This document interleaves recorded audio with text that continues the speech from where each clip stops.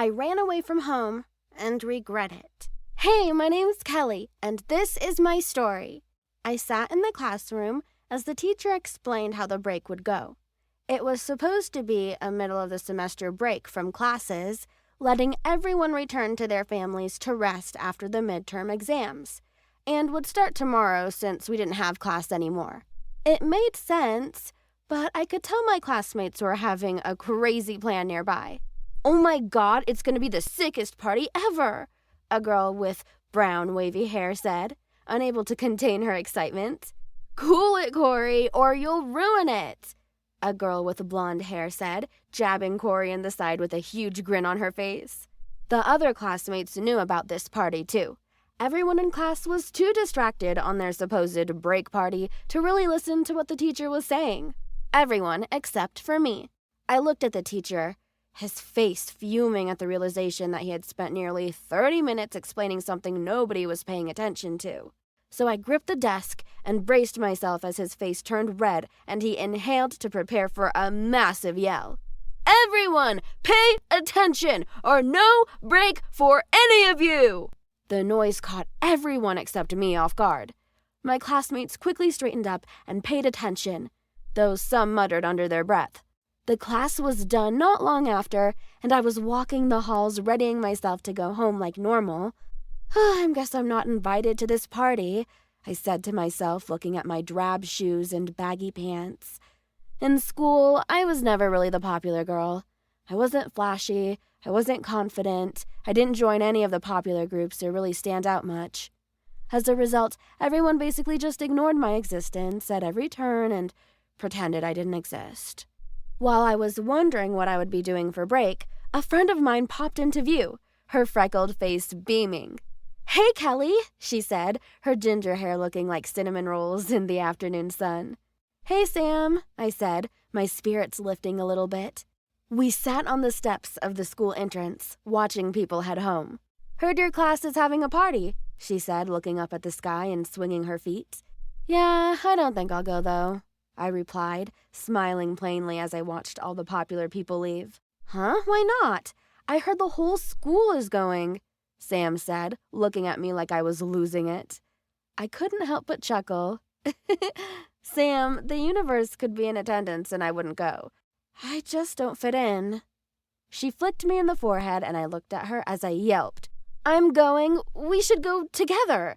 Make some friends, hang out. We might even get boyfriends, Sam said teasingly, though I could tell she did want one. I wasn't against the idea of dating too. I just wasn't sure anyone would like me. Still, I nodded. All right, Sam, we're going. She smiled and hugged me, and I hugged her back. She was the only true friend I had. I arrived home, and the walk to school wasn't far, and so it didn't take long when I went to turn the doorknob, and I let out a silent prayer. Please, no more, please, before slowly opening the door. To my dismay, the same scene as always was playing out. I walked into the house to the sound of yelling. My mom and dad were in the kitchen, noticing the flickering lights from the kitchen and the moving shadows. They always fought, and it happened so often I stopped noticing why they fought too. I peeked into the kitchen and saw them on opposite ends of a long rectangular table. Dad stood in his work attire, a suit with flecks of food and stains all over it.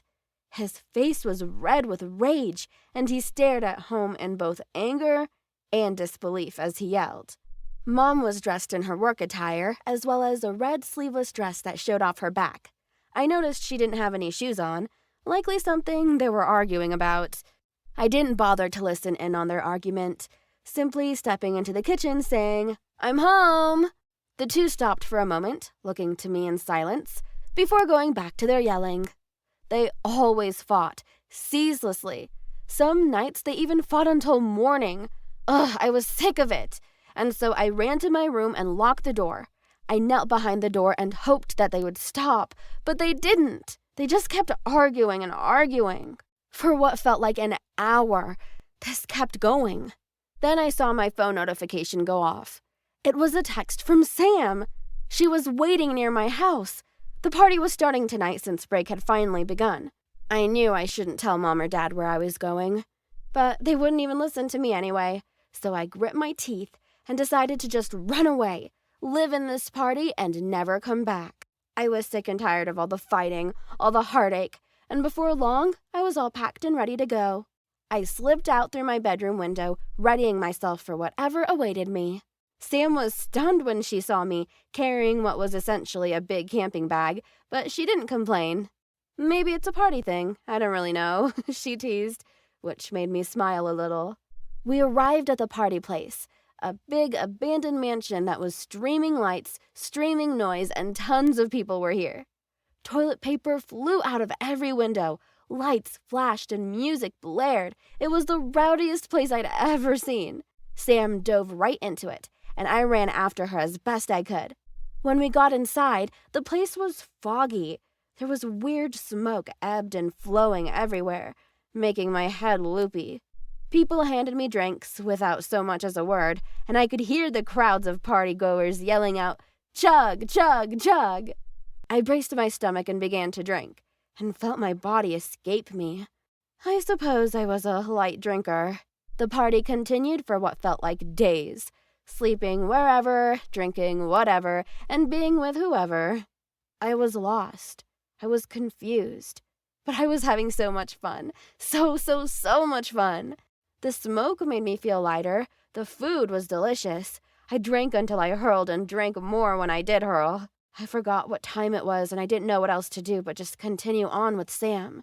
I didn't realize Sam was gone, and I was in fact with complete strangers. These people tried to talk to me, beckoning me to spend the night with them. More and more time passed as I looked for Sam amidst the crowds, until without warning, I heard, "Police! Everyone, freeze!" The party went into a panic as everyone scrambled to hide or get away. I wasn't any different, following the crowds to God knows where, losing all sense of consciousness along the way. When I regained consciousness, I was in the middle of nowhere. My head hurt really bad, and I was covered in bruises and boot prints. I didn't know where I was or what I was doing there. All I knew was I wanted to go home, but I didn't have a home to return to. My parents probably didn't notice I ran away. They probably still think I'm in my room and we're still arguing between the both of them. I stood up on wobbly legs and began to walk, following what looked like a dirt road. Seeing nothing but trees and the dirt road before me, I began to lose hope of ever finding people again or even anyone I knew. I was scared, alone. I had no way home. My body ached, my brain throbbed, and all the while I could only mutter, "I want to go home." When finally I couldn't stand anymore, I heard the noise of a car driving up the road towards me. "Maybe it's the police, come to arrest me," I joked to myself. But I felt my legs give out as I crumpled to the floor right as the car came into view.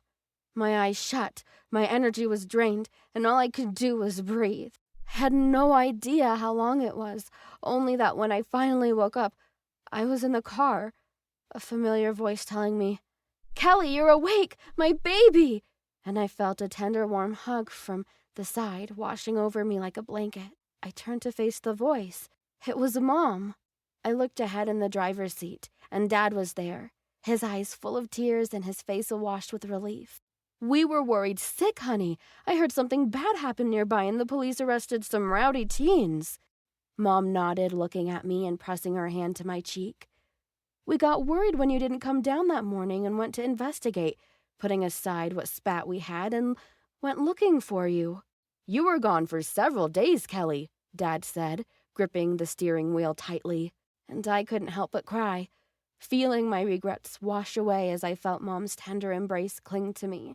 Dad stopped the car not long after and came to hug me too. "We're sorry for fighting, Kelly," Dad said first, stroking my hair tenderly. "We realize we've been really bad parents to you. You had to do this to escape us, didn't you?" Mom admitted, frowning faintly. But I hugged them both tightly and kissed their cheeks. "I'm just glad to be with you two again, Mom and Dad. But please, just do stop fighting now." And they both nodded, holding each other tightly with a feeling of tender love that I sorely missed. I shouldn't have ran away. but I am glad things worked out for the better.